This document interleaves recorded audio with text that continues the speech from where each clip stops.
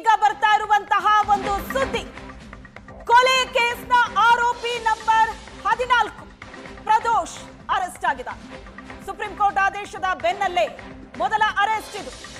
ಆರೋಪಿ ನಂಬರ್ 14 ಪ್ರದೋಷ್ ಬಂಧಿಸಿದ್ದಾರೆ ಪೊಲೀಸರು. ಕೊಲೆ ಕೇಸ್ನ ಆರೋಪಿ ನಂಬರ್ 14 ಪ್ರದೋಷ್ನನ್ನ ಪೊಲೀಸರು ಅರೆಸ್ಟ್ ಮಾಡಿದ್ದಾರೆ. ಇದೀಗ ಬರ್ತಾ ಇರುವಂತ ಸುದ್ದಿ. ಪ್ರಕರಣದ 7 ಆರೋಪಿಗಳು ಇವತ್ತು ಸಂಜೆಯ ಒಳಗಡೆ ಅರೆಸ್ಟ್ ಆಗ್ತಾರೆ. ಮೊದಲನೇದಾಗಿ ಪ್ರದೋಷ್ ಅರೆಸ್ಟ್ ಆಗಿದ್ದಾರೆ.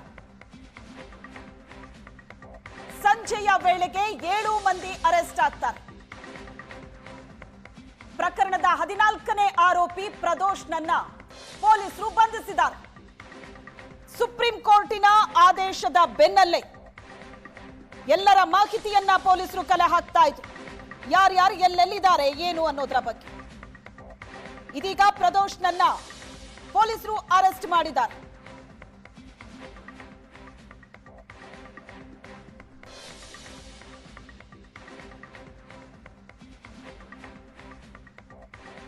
ಪ್ರಕರಣದ 7 ಆರೋಪಿಗಳು ಇವತ್ತೇ ಅರೆಸ್ಟ್ ಆಗ್ತಾರೆ.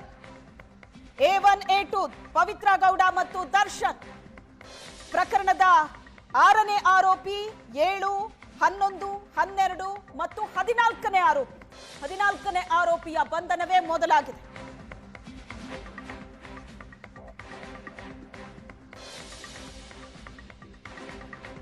ರೇಣುಕಾ ಸ್ವಾಮಿ ಹತ್ಯೆ ಪ್ರಕರಣದಲ್ಲಿ 14ನೇ ಆರೋಪಿ ಪ್ರದೋಷ್.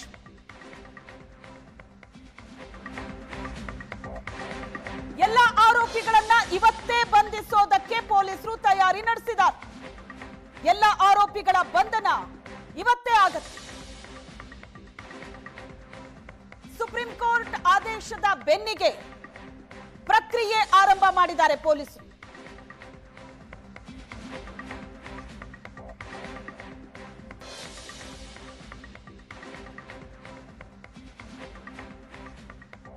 ಸುಪ್ರೀಂ ಕೋರ್ಟಿನ ಆದೇಶವನ್ನ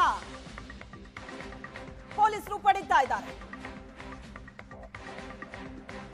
ವಿಚಾರಣಾ ಕೋರ್ಟ್ನಿಂದ ವಾರೆಂಟ್ ಅನ್ನ ಪಡೆಯಲಿದ್ದಾರೆ ಪೊಲೀಸರು.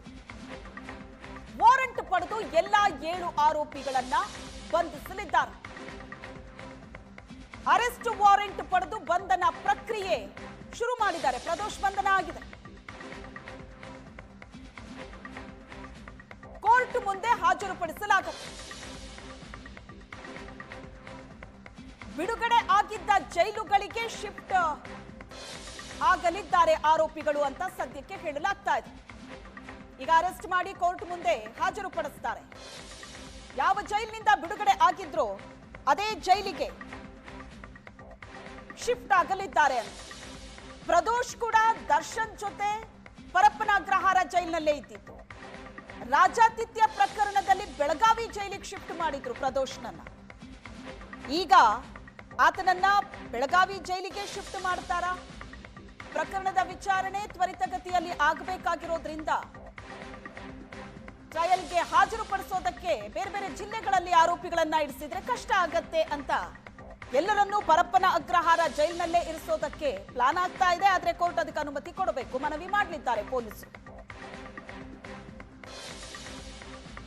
ಪರಪ್ಪನ ಅಗ್ರಹಾರ ಜೈಲಿನಲ್ಲಿ ರಾಜಾತಿಥ್ಯ ವಿಚಾರವಾಗಿ ದರ್ಶನ್ ಸೇರಿದಂತೆ ಹಲವರನ್ನ ರಾಜ್ಯದ ಬೇರೆ ಬೇರೆ ಜೈಲಿಗೆ ಶಿಫ್ಟ್ ಮಾಡಲಾಗಿತ್ತು. ಅದರಲ್ಲಿ ಬೆಳಗಾವಿ ಜೈಲಿಗೆ ಪ್ರದೋಷ್ನನ್ನ ಶಿಫ್ಟ್ ಮಾಡಿದ್ರು. ಈಗ ಪ್ರದೋಷ್ ಅರೆಸ್ಟ್ ಆಗಿದ್ದಾನೆ. ಹಾಗಾದ್ರೆ ಪ್ರದೋಷ್ನನ್ನ ಬೆಳಗಾವಿ ಜೈಲಿಗೆನೆ ಶಿಫ್ಟ್ ಮಾಡ್ತಾರಾ ಅಥವಾ ಪರಪ್ಪನ ಅಗ್ರಹಾರದಲ್ಲೇ ಇರಿಸ್ತಾರಾ ನೋಡಬೇಕು.